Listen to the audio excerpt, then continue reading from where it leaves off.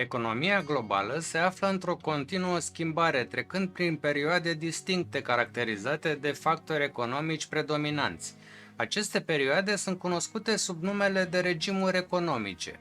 Ray Dalio, un renumit investitor și fondator Bridgewater Associates, a studiat factorii care influențează regimurile economice și le-a clasificat arătând și ce clasă de active performează cel mai bine în fiecare perioadă. Vă salut! Sunt Cătălin Iamandi și mă ocup cu grafică și investiții. Aș vrea să vă cunosc mai bine. Cât timp rulează intro, vă rog să-mi lăsați un comentariu. Din ce localitate urmăriți acest episod și ce folosiți? Telefon, calculator, tabletă sau televizor?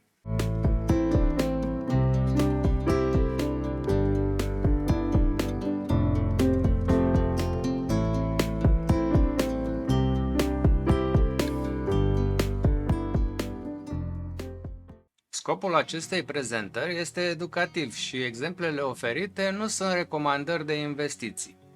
Haideți să revenim la subiectul de astăzi. Principalele regimuri economice conform modelului lui Ray Dalio ar fi ciclul de credit pe termen scurt. În perioada de expansiune, creditul este ușor accesibil, iar cheltuielile și investițiile cresc. Ratele dobânzilor sunt de obicei scăzute, ceea ce stimulează împrumuturile și cheltuielile. Punctul de vârf, creșterea economică atinge un punct maxim, iar inflația începe să crească. Băncile centrale pot începe să crească ratele dobânzilor pentru a controla inflația.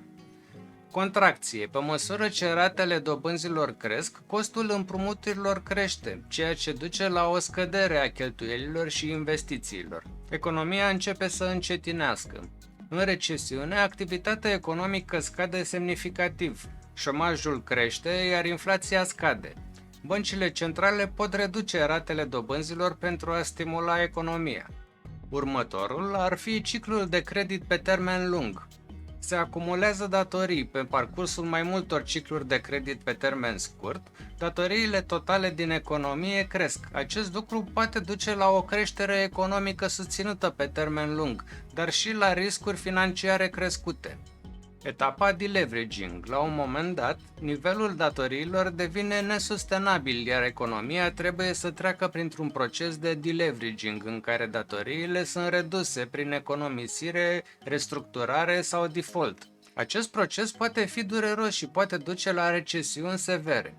Schimbarea regimurilor economice este influențată de politica monetară și fiscală. Băncile centrale joacă un rol crucial în gestionarea ciclurilor economice prin ajustarea ratelor dobânzilor și prin alte măsuri de politică monetară, cum ar fi relaxarea cantitativă, adică quantitative easing. Politica fiscală este un alt factor important. Guvernele pot influența economia prin cheltuieli publice și politici fiscale, cum ar fi reduceri de taxe sau creșteri de cheltuieli pentru a stimula economia în perioade de recesiune. Contează și factorii externi. Evenimente externe, cum ar fi crizele financiare globale, războaiele sau pandemiile, pot avea un impact semnificativ asupra economiei și pot modifica ciclurile economice.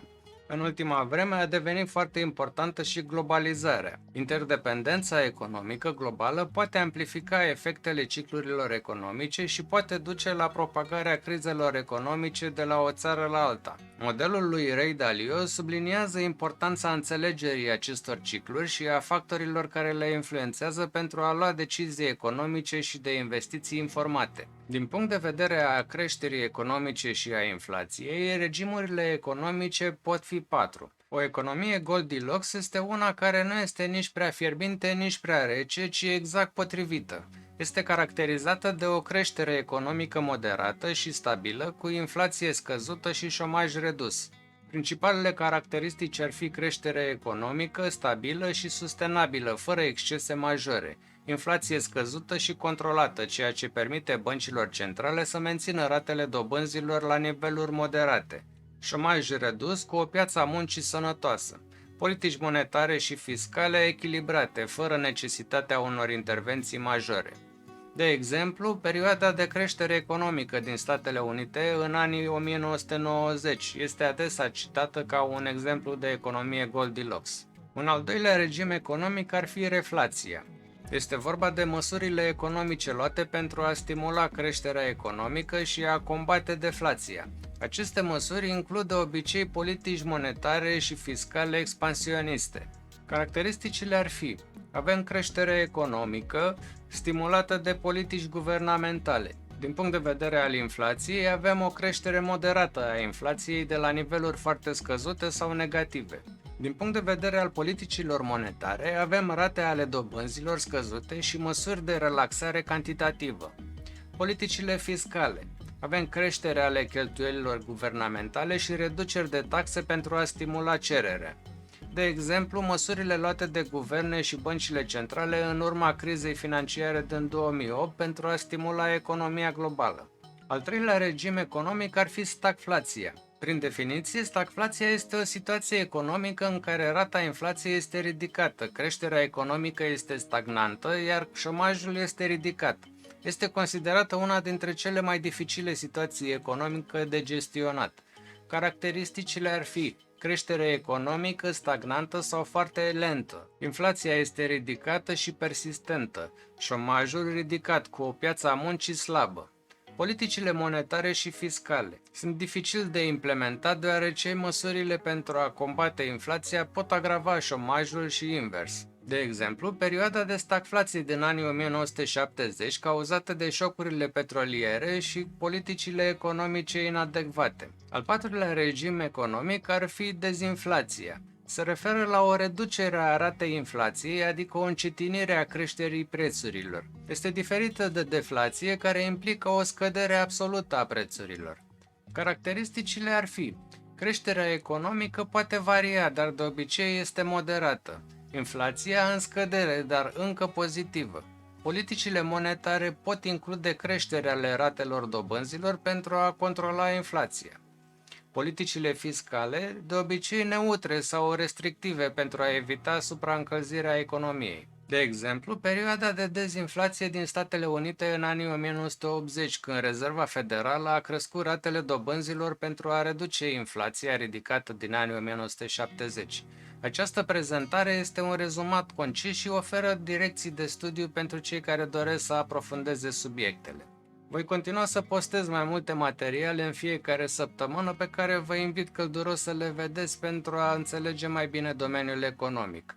Ca de obicei, mulțumesc frumos membrilor și vă rog să vă abonați dacă nu ați făcut-o deja pentru a nu pierde videoclipurile viitoare.